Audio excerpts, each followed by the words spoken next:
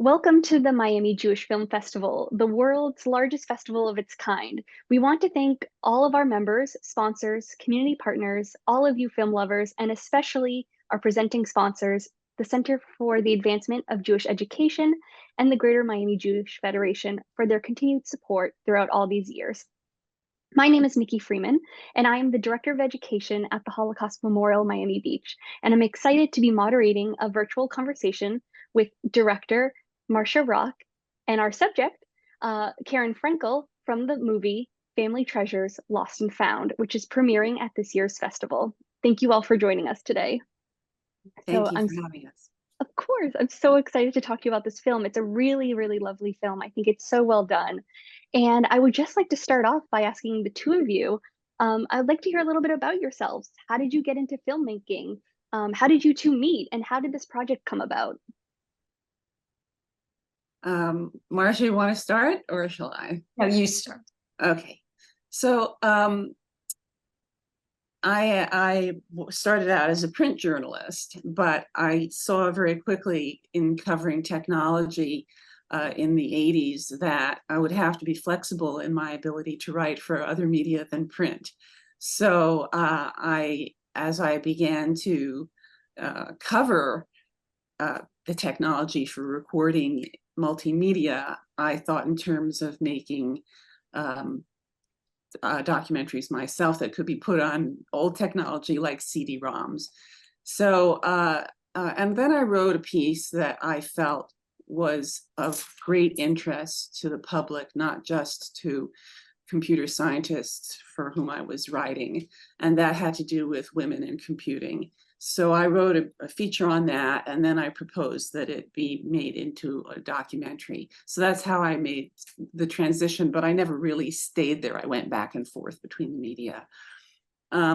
Marcia and I were so lucky, I feel, to have met each other through a wonderful organization called New York Women in Film and Television.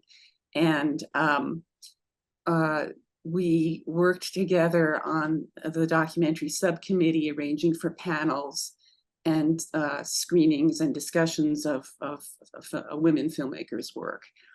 And then that was how many years ago, Marcia? About 20 or so, 25 years ago. And then we became friends through this work, and it was just so great. We actually have gone through several historical milestones together.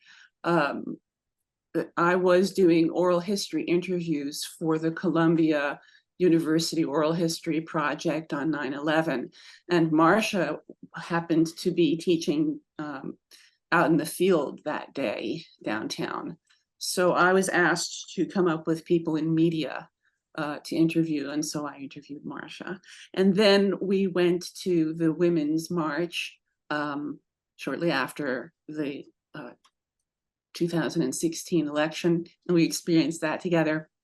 And then when COVID struck, we were all sick. Our spouses and the two of us were all sick very, very early on at the same time. You know, so through those kinds of experiences, you get to know one another pretty well. And that gave us the opportunity to do all the interviews, or at least begin this process, because everything was in lockdown and we had recovered by then. And we were, antsy to do something. So I kept coming over to Karen's and we kept going through the story.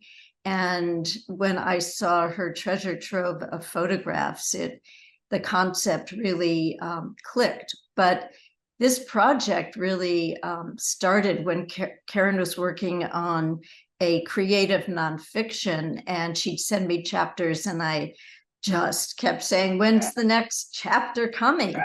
And then it changed, and the story really became her story, not a fictional story. A little background on me. I teach at New York University, Arthur Carter Journalism Institute, and I started the News and Documentary program. But I've been making documentaries since the 70s, and I do a lot of it on my own, as you saw in the credits. And I teach my students to be very independent. Sometimes it's too independent for me. It'd be nice to have a little more help, but it gives you a lot of freedom. And it gave Karen and me freedom to just pick up the camera whenever we were ready and to shoot. And there was an intimacy involved in the interview because it was just the two of us. Yes, and complete trust. Marcia made me feel very much at ease talking about a very difficult subject. Also, it was very moving to me how, as I progressed with my research and shared my latest discoveries with Marcia, she became excited. She was always so interested, and whether it was over coffee or going to a concert together, I'd just say, "You won't believe what I just found," and she'd say, "What?" And so but initially, I should say that when I was working on the creative nonfiction account, starting in 2014, I thought of it as kind of a historical novel, except that the characters were real. They were my family. They weren't imagined characters. And because of the reactions of my friends to my discoveries, and the curiosity about how I felt about it, I realized that I ought to be part of this story. And there is a subgenre of Holocaust memoir that has now cropped up. There are several books of second generation children of Holocaust survivors who have been left boxes of documents and have gone on to explore them. So my sister Ivy had suggested that the treasure hunt, what she thought of it as a treasure hunt, was really an important story, but I never really wanted to be the star of it because I felt that it was my parents who were the most interesting. So I had to overcome that.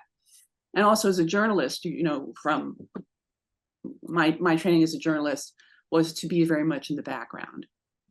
And that's not what this is at all.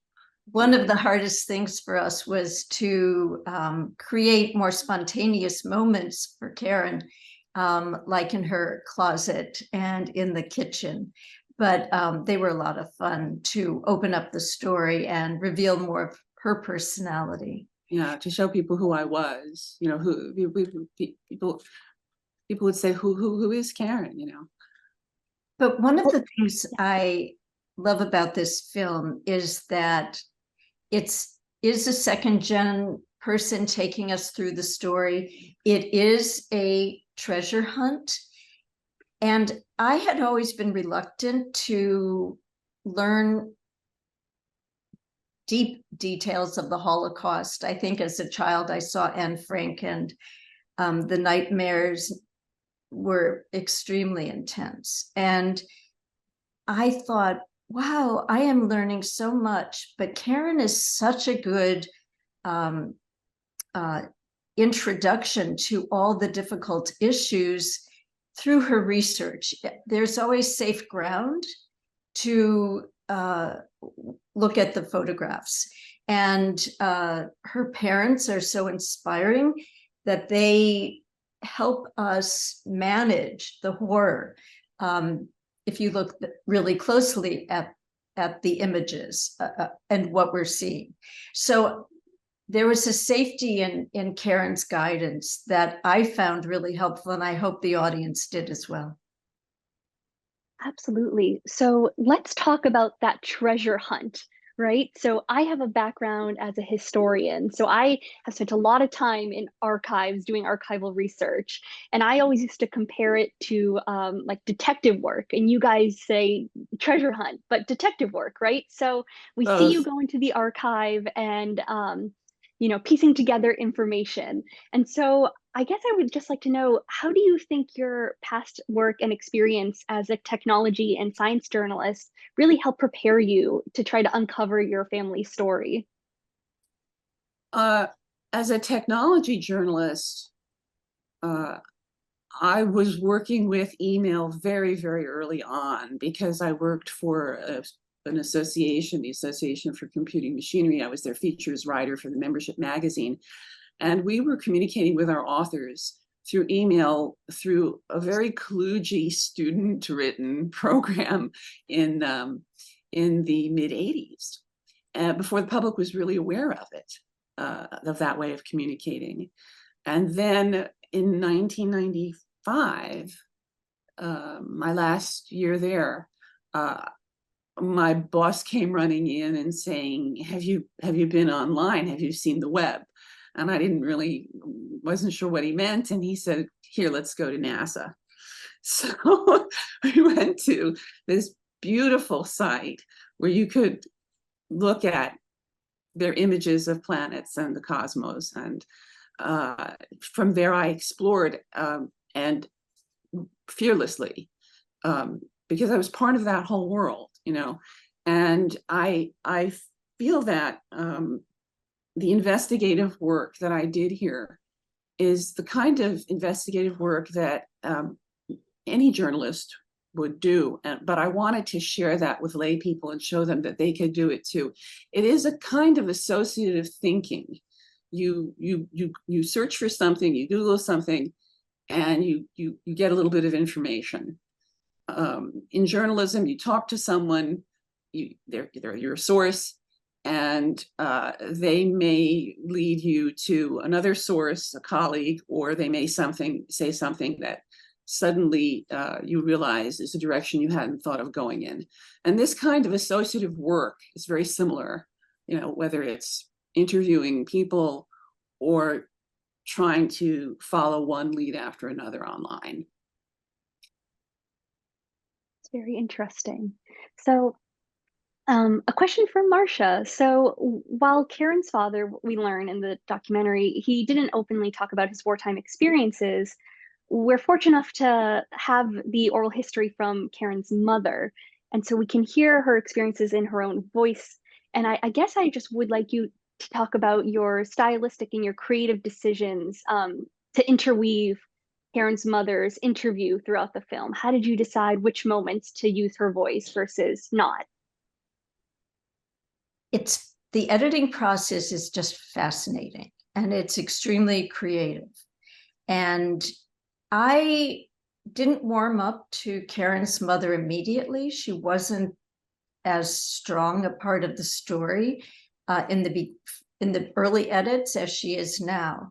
But as I became so immersed in the story and looked at the pictures of Lviv, and thought really hard about what Karen was saying, and we found archival footage and saw the Nazis and saw the place that she lived, and also the amazing photographs of her family when she was growing up and the vibrancy of the Polish Jewish community, which I didn't really understand. I went back and I listened to the interview again, and I was just in awe of her mom. Her mom was so thoughtful, philosophical, insightful, and I woke up. I mean, Karen knew this all along, but it took me a while to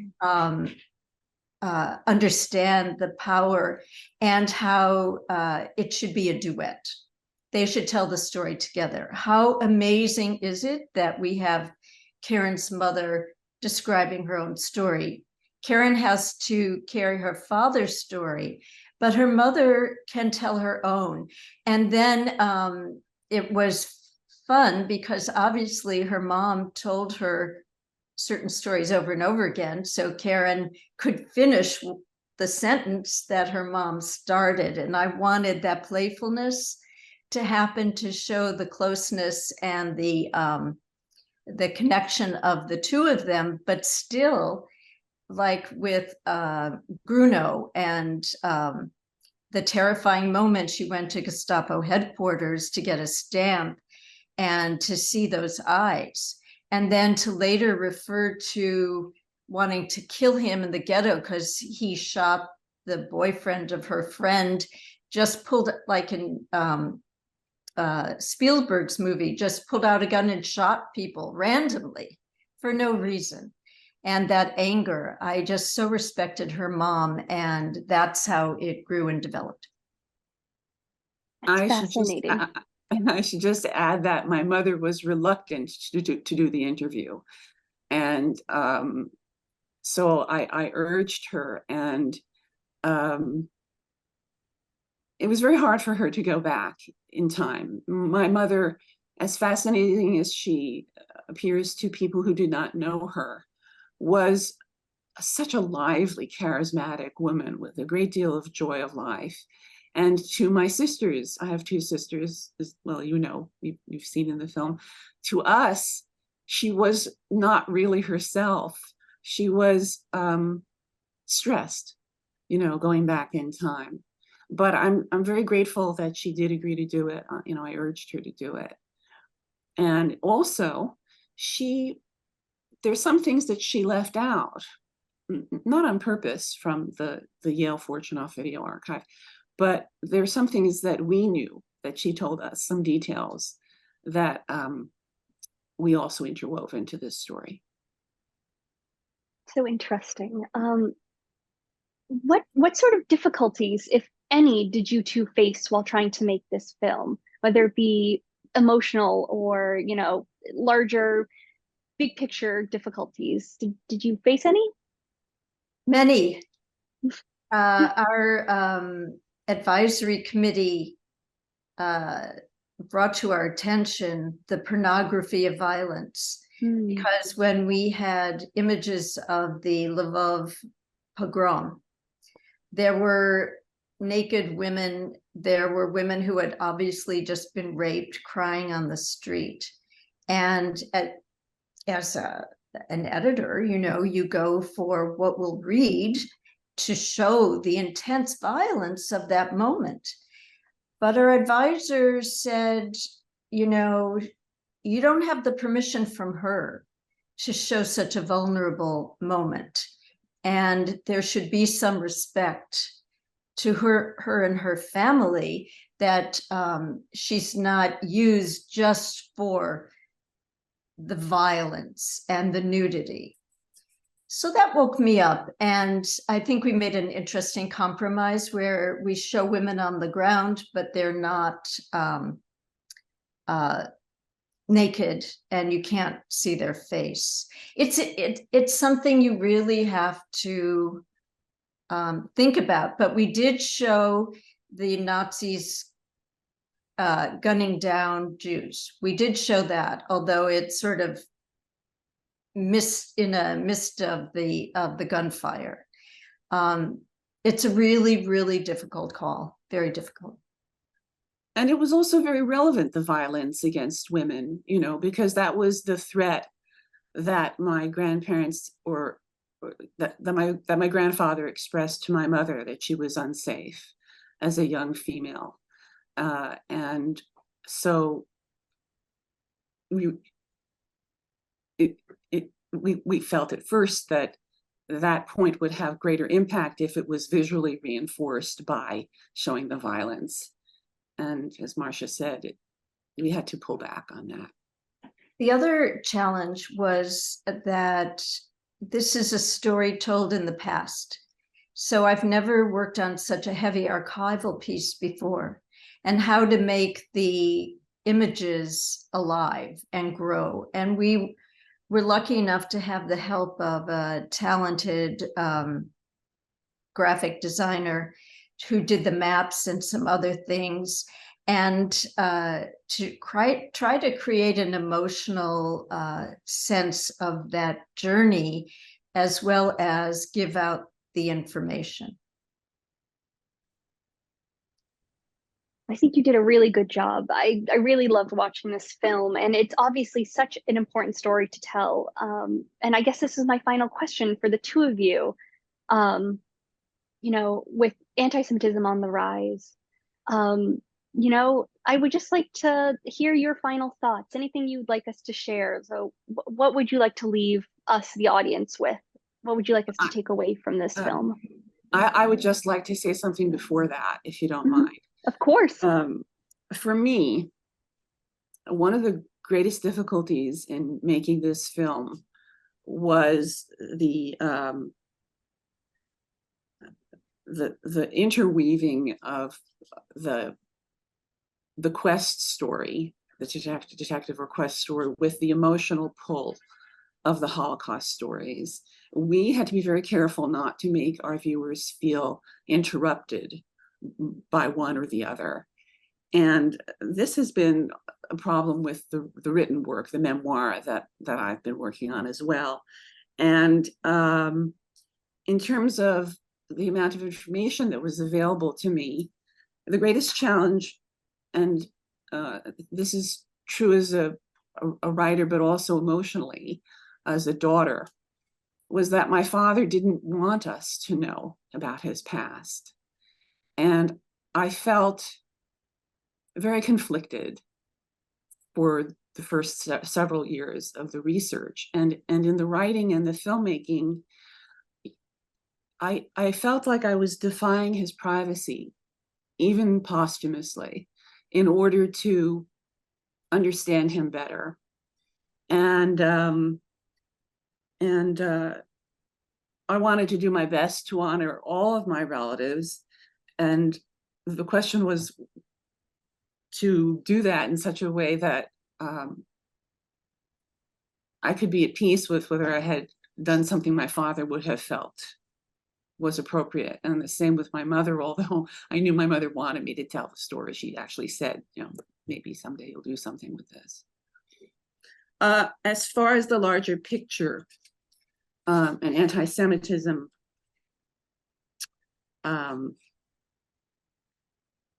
I think it's very important to tell the stories of survivors, whether they be concentration camp survivors or refugees or displaced, because I think that we're wired to understand individual trauma and loss. The loss of millions seems to be much harder for us to absorb. And I had hoped that in telling these stories, the little scraps of information that might be meaningless to another person were so precious to me that they enabled me to envision who my father's mother was, Michaela, about whom I knew nothing, not even where she was born and when she was born.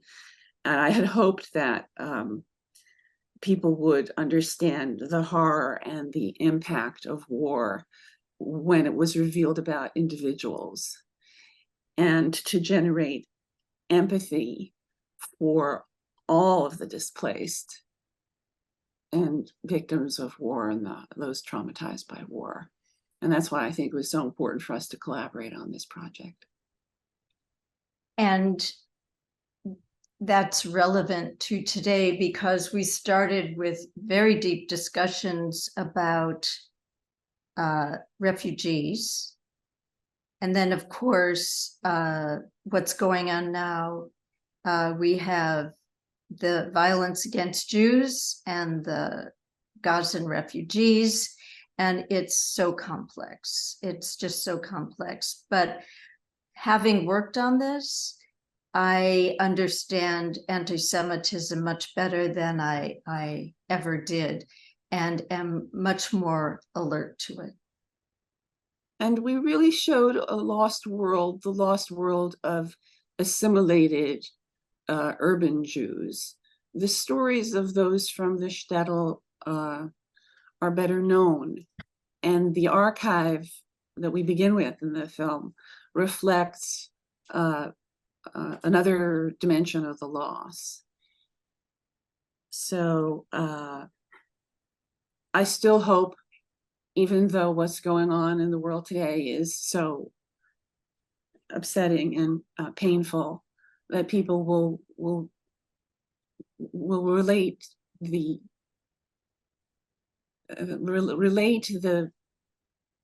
I've said it already, but I just want to reiterate it: the loss, the kinds of decisions that life